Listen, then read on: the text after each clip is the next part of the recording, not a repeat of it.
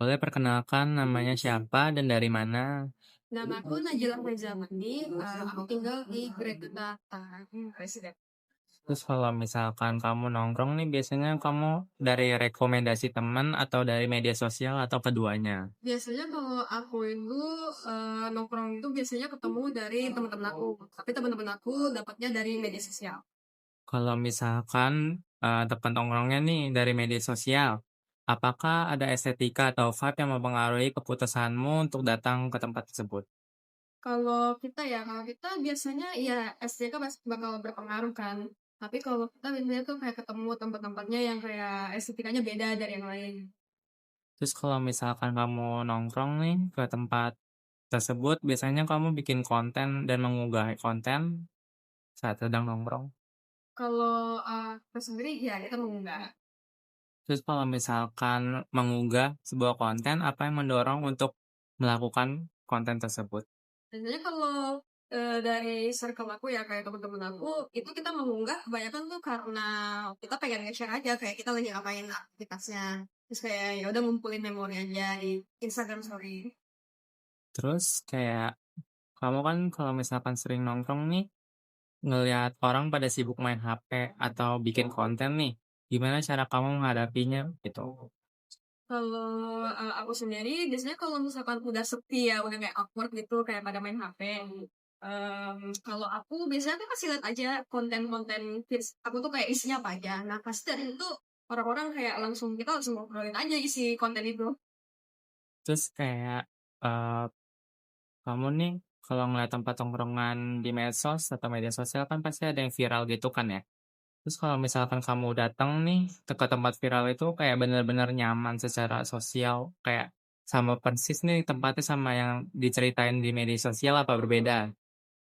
Kalau misalkan itu biasanya ya kalau aku sih lebih ke nyaman ya, nyaman ketimbang atau yang viral itu. Berarti kalau misalkan kamu ke tempat yang viral pasti selalu rame kayak bener-bener bener Iya, sesuai gitu ya? sebenarnya karena biasanya tuh keramaian dan Ya. kalau kayak gitu tuh biasanya aku kurang nyaman. Terus kayak pernah nggak sih kamu membatalkan atau menghindari tempat nongkrong karena tidak kayak estetikanya tidak ada atau tidak nyaman atau sebaliknya kamu lebih mencari tempat yang fotogenik?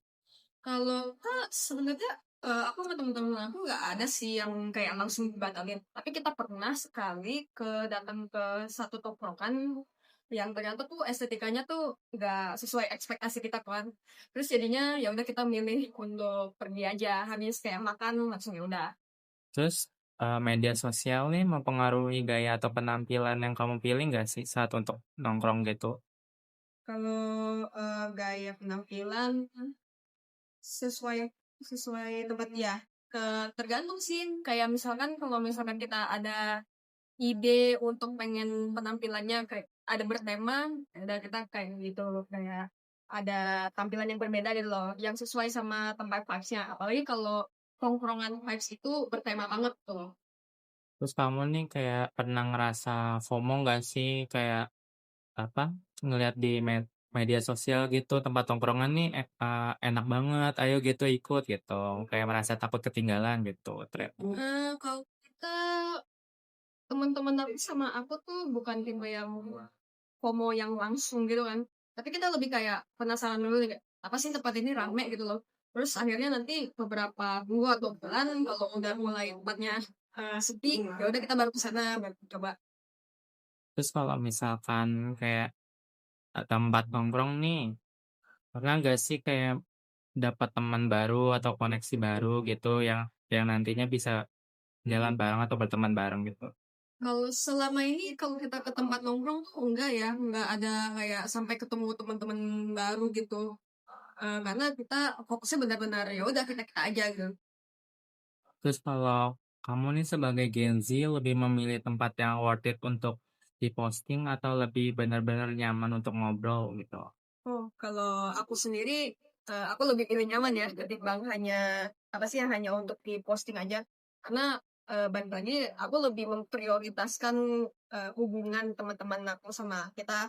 hangout aja gitu. Oke. Kalau misalkan postingan itu cuma ya udah buat sharing aja aktivitas kita kayak gimana. Oke, mungkin segitu ya, cukup. Oke, terima kasih ya. Dengan nama siapa mas? Nama saya Alif Mualim. Dari kampus mana kalau boleh tahu? Saya kebetulan calon maba, boleh saya calon maba di Universitas Mercu Buana. Oh, terima kasih. Saya langsung mulai aja ya mas pertanyaannya. Ya. Pernah nggak sih masnya mendapatkan proyek yang nyata tentang kolaborasi atau koneksi yang penting yang berawal dari sebuah tongkrongan? Gimana sih mas pengalamannya? Kalau misalkan buat proyek kolaborasi dari tongkrongan itu sebenarnya sering terjadi ya. Cuma mungkin dalam ranah tongkrongan itu bukan tongkrongan yang mungkin main-main, lebih ke tongkrongan mungkin di pekerjaan. Karena saya sebelumnya kan sambil kerja juga kuliahnya, jadi saya sempat beberapa kali dapat job buat misalkan kayak jadi videographer, jadi video editor. Itu based onnya dari kita nongkrong ketemu orang, kita ngobrol, jadi kita dapet job gitu. Oh seperti itu mas. Iya. Bagus juga, bagus. Tapi kalau pernah nggak sih secara sadar tuh milih tongkrongan ya karena di sana ada siapa, jadi ya yang bikin mendorong kita buat mau ke sana. Oh itu jelas karena kadang mungkin kalau misalkan banyak orang bilang kalau misalkan laki-laki tuh ngobrol sama siapa aja tuh bisa nyambung, cuman itu tuh semuanya harus ada landasannya. Mungkin di tongkrongan baru itu kita ada kenal satu orang, jadi kita ikut nimbrung. Karena kalau misalkan nggak ada base onnya, nggak ada landasannya, kita mungkin nggak tahu membahas apa, kita bingung. Bener. Asal bunyi aja, nanti juga ujung-ujungnya nanti hening, kita kosong. Oke, I see. Tapi gimana caranya bisa biar masnya tuh bisa membedain gimana kalau percakapannya ini bisa terasa santai dan dengan yang punya nilai networking? Ada nggak sih tanda-tandanya? Kalau misalkan itu sih, kalau buat tanda-tanda mungkin dari gestur tubuh aja. Kalau misalkan dia udah kayak yang gestur tubuh sama cara dia ngalihin topik. Kadang ada orang juga yang kalau misalkan udah nggak nyaman, dia postur tubuhnya udah mulai ya gelisah aja. Terus sama kalau misalkan dari cara obrolannya dia udah ngarahin obrolannya tuh kayak ya udah putus aja sampai sini gitu. Tapi dengan bahasa yang mungkin kayak lebih singkat, kayak cuma kayak nggak tahu bah. Nah itu juga bisa buat mutus obrolan. Lebih smooth gitu ya mas? Iya, itu tanda juga kalau misalkan dia udah nggak mood ngobrol mungkin, atau mungkin obrolannya terlalu ngulik kehidupan sehari-hari. Terus itu juga mungkin nyenggol hal-hal sensitifnya dia, itu bisa juga. Oke. Itu. Terkadang masnya juga ada rasa tekanan nggak kalau selalu produktif saat nongkrong? Misalnya kalau bahas proyek atau karir, pernah nggak sih ada tekanan soal bahas itu? Iya, kadang kan kayak yang awal tadi saya bilang, ada tongkrongan yang emang pekerjaan, ada tongkrongan yang emang buat have fun. Ya, Itu beda, itu harus dibedakan. Karena kadang kalau misalkan kita bahas kerjaan di tongkrongan, itu tongkrongan yang fun gitu, itu kadang orang yang tadinya mau ngobrol-ngobrol aja, mau bahas-bahas ya yang lucu-lucu aja, itu jadinya kepikiran kerjaan lagi, balik kayak gitu. Tapi kalau misalkan kita nongkrong nih sama teman kantor, kita bahasnya yang serius nih, bahas kantor segala macam. Ya udah, kita bahas kantor aja, jangan bercanda. Karena itu juga bisa bikin bad mood orang yang lagi serius. Oh benar. Itu. Benar. Oke. Kalau menurut Mas sendiri, yang membuat orang dianggap layak untuk diajak maju bareng itu dalam circle tongkrongannya, untuk prioritasasi networkingnya seperti apa mas? Kalau misalkan buat orang yang mau diajak maju bareng dalam halnya pekerjaan ya berarti? Ya benar. Oke, berarti kalau gitu kita nilainya dari orang yang dari awalnya aja nggak pilih-pilih. Misalkan kita ngasih job A, dia nggak ada bahasa kayak si job A ini begini begini begini.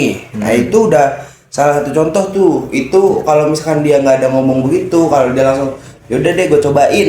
Nah dia mau nyoba dulu, itu berarti tandanya orangnya mau diajak berkembang, orangnya mau diajak grow bareng-bareng, jadi dia bisa diajak bisnis. Mungkin kalau misalkan gagal sekali dua kali itu masih hal wajar buat dia. Jadi tapi dia masih mau ngembangin itu, karena beberapa kali yang saya temuin orang yang saya kasih job karena emang saya nggak bisa handle sendirian, itu ada yang malah komplain sama jobnya. Padahal dari awal udah deal-dealan nggak macam, tapi pas kerjain malah komplain, banyak komplain. Ini begini, ini gua nggak bisa ngerjain begini, gua maunya begini, gini, gini, gini. Sedangkan yang punya project itu saya. Gitu. Oke. Nah terus cara masnya biar bisa memperkenalkan diri atau membawa diri ke tongkrongan yang networkingnya berbeda sama tongkrongan masnya yang biasanya lebih santai, itu bedanya apa sih mas? Bedanya atau caranya? Cara kita bisa ngebedain. Yang misalkan ambience tongkrongannya beda gitu ya? Yes. Oke, berarti ya tadi balik lagi ya, paling mendasar ya kalau misalkan ada orang yang kita kenal di situ, nah itu kita bisa nyimak dulu, kita bisa nyimak di mana nih obrolannya mereka, bercandanya mereka sejauh apa, sebatas apa. Jangan sampai kita nggak tahu apa-apa, tiba-tiba nyenggol sensitifnya mereka, itu malah mereka yang ada bete, bad mood gitu kan. Kalau buat bedanya sendiri, kalau misalkan buat tongkrongan orang sebenarnya ya bervariasi. Kadang ada yang ya tadi batas sensitifnya segimana. Kadang ada yang mungkin karena itu baru, karena saya misalkan baru masuk ke circle itu, jadi sensitif saya lebih terbatas, sensitivitas saya buat mencakup lebih terbatas. Dan ada misalkan orang yang udah lama di situ, jadi dia bisa ya bebas-bebasnya dia, karena emang udah temen lama gitu.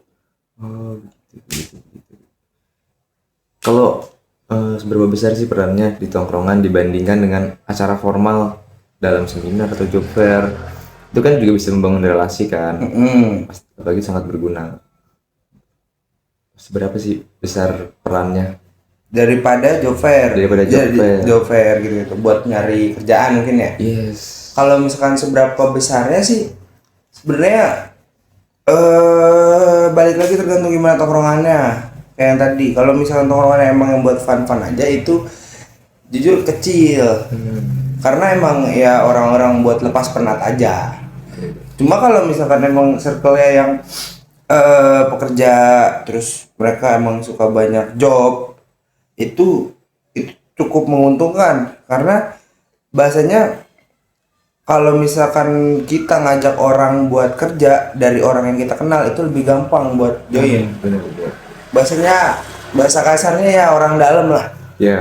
Itu lebih gampang, lebih enak daripada kalau misalkan kayak job fair atau misalkan kita nyari kerja sendiri. Itu kan peluangnya ya 50-50, bisa terima bisa enggak, itu juga tergantung sama skill kita. Nah itu juga kalau misalkan orang udah dekat sama kita, pasti dia udah analisis nih, udah kelihatan nih skill kita segimana, jadi dia layak diajak apa enggak gitu.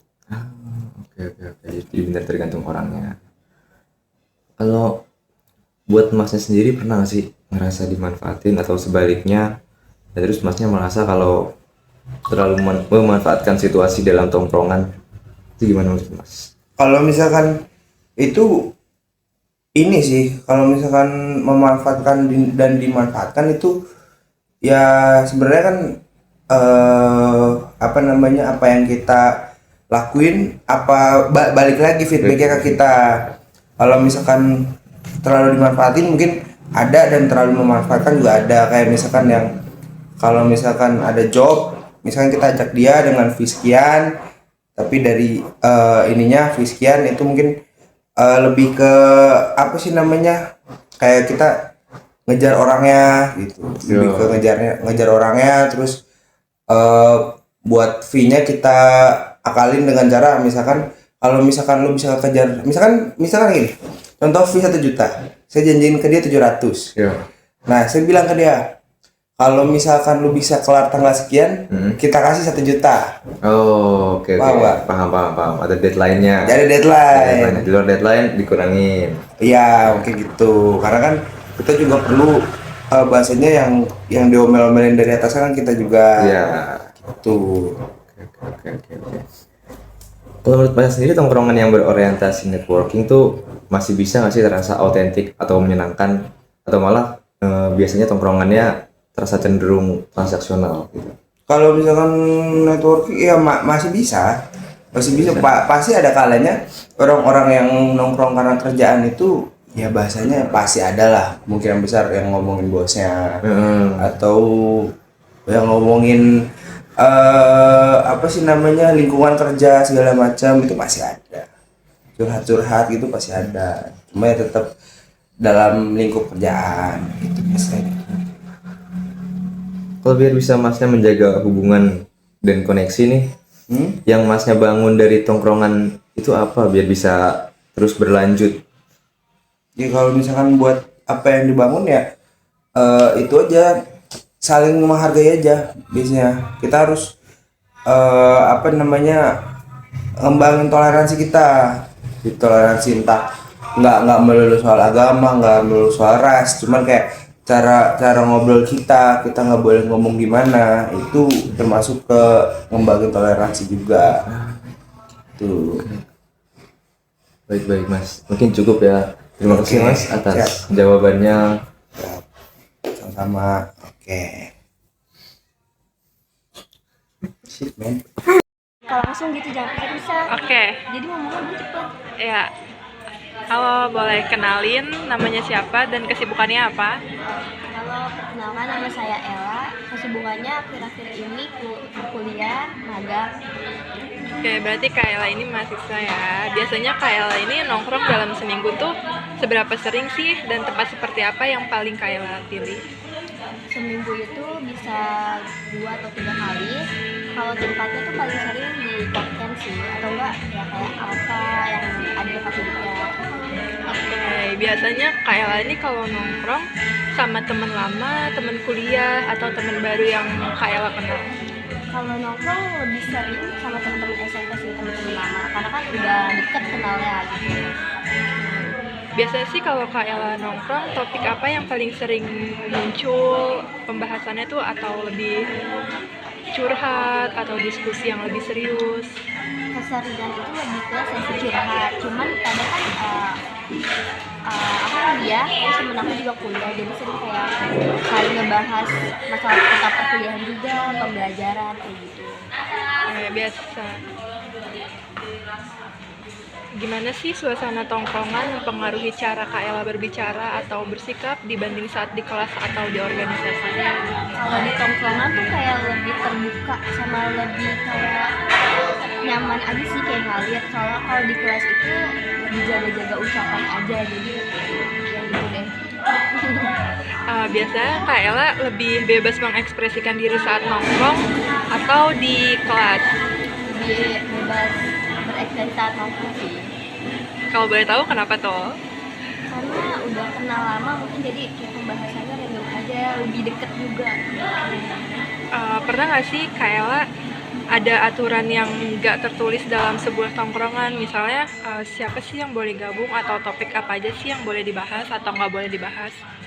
Kayaknya nggak ada deh, kayak apa aja, yang penting lebih ke obrolan positif gitu.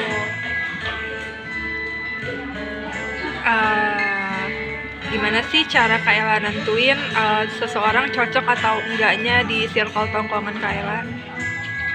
Mungkin dari cara ini ya, perilaku, atau mungkin pasti kita ngobrol nih, masuk atau enggak gitu. Oke, nyambung atau enggaknya ya? Atau enggak gitu. Biasanya sih tongkrongan Kak Ella tuh sering berubah nggak sih orangnya atau tempatnya gitu? Kalau orangnya enggak sih, karena temennya dikit kan, jadi kayak itu aja. Kalau tempatnya mungkin iya pindah-pindah gitu, jadi nggak di satu tempat itu aja. Kalau Kak Ella bandingin tongkrongan Kak Ella yang sekarang dibanding 2 atau 3 tahun yang lalu, apa sih yang paling kelihatan perbedaannya? Kalau dulu kan mungkin karena belum terlalu banyak tempat nongkrong kayak coffee shop. Sekarang kan lebih banyak, jadi kayak perbedaannya di situ sih, mengikuti zaman juga gitu. Udah, makasih Kak Ella. Sama-sama.